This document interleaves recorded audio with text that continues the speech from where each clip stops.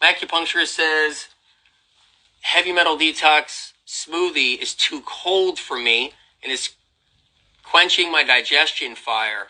I use frozen bananas. Boy, there's a lot of science and research in that one, huh? I wonder what scientific study or test determines your fire in your gut is being quenching. Your fire in your gut is being quenching by the heavy metal detox smoothie. Look, I'm not going to pick on your acupuncturist, okay? But I've talked to thousands of them in the last 35 years, and their training is about hot and cold. Liver heat dampness, spleen dampness, pancreas dampness, fire, okay? And so that's what their training's in, right? And I'm not ranking on that at all. I got a lot of close friends that are acupuncturists with 3 decades of practice underneath them. It's not it. It's just that I always go by one rule and one rule only. Do you know why someone is really sick? Because millions of people have been to their acupuncturists and haven't recovered from severe lupus, multiple sclerosis, okay? Crohn's, colitis, eczema, psoriasis. I have not seen a severe case of eczema, one where the person's raging with eczema and they can't live their life. I have not seen that dampness, spleen, hot, cold, fire, fix it. Whether they're taking away cold foods, putting in hot foods. Never seen, because the reason why, unless you know why someone has eczema, unless you know why someone has psoriasis, you can play all the guessing games you want.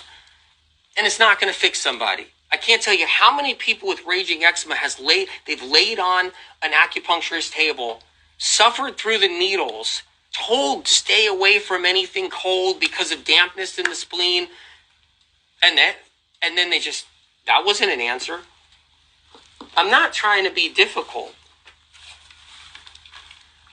I got a lot of respect for practitioners of all kinds. A lot of respect. By that, let's verify that one. Okay? How about this one? Let's verify this one. Science said that eggs years ago will give you a heart attack eventually, fill your heart up with cholesterol. Now science says eggs are good for you. So what do you want to verify? Because science stomps on itself constantly. It changes every year. So I'm confused. Are you trying to verify something so that it can be changed in 1 year from another study, or changed in 6 months? Because no studies, they're all stomped on each other.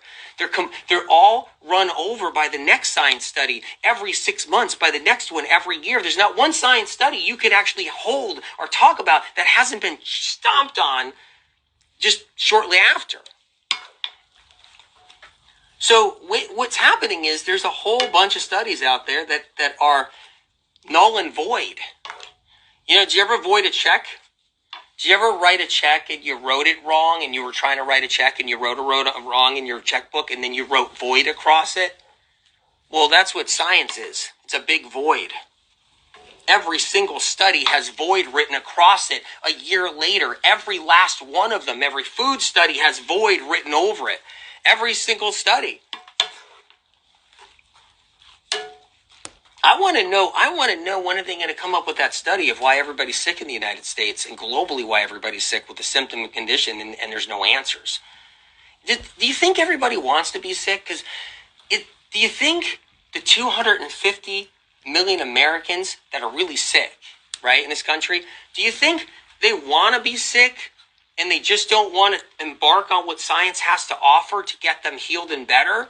Is that what it is? Do you think 250 million Americans never went to go see their doctor because they don't want science to help them? No, they do. They want science to help them. They're desperate. Everybody is. And science doesn't help them. Everybody stays sick. So the 6 billion people on this planet that have symptoms, actually probably 6.5 billion people on the planet that have symptoms and conditions, do you think they don't want science to help them? Do you think they just want to stay sick? 6.5 billion people just want to stay sick. I want to know where that study is. And here's the other thing. No matter how or what you say, science only has one answer, a couple little answers. It's your genes, and that's why you're sick. It's your body attacking itself. Autoimmune, your body's destroying itself. That's an answer. The other answer is maybe hormones, if you're lucky. That's an answer. And here's the new one from alternative science, by the way. Here's a great one from alternative science. You're creating it with your thoughts. You're sick because you're making yourself sick because you want yourself sick. That's the alternative medicine new thought. That's their new science. They believe that you want to be sick, that you're making yourself sick with your thoughts. You're not good enough. You're not thinking good enough. You're not mastering your mind. That's why you're sick. So what science are you talking about? Are you talking about alternative science because they just believe you're sick because you're not mastering your mind now? Or is it conventional science which just believes it's your genes? But no, I love the question. I love the science stuff.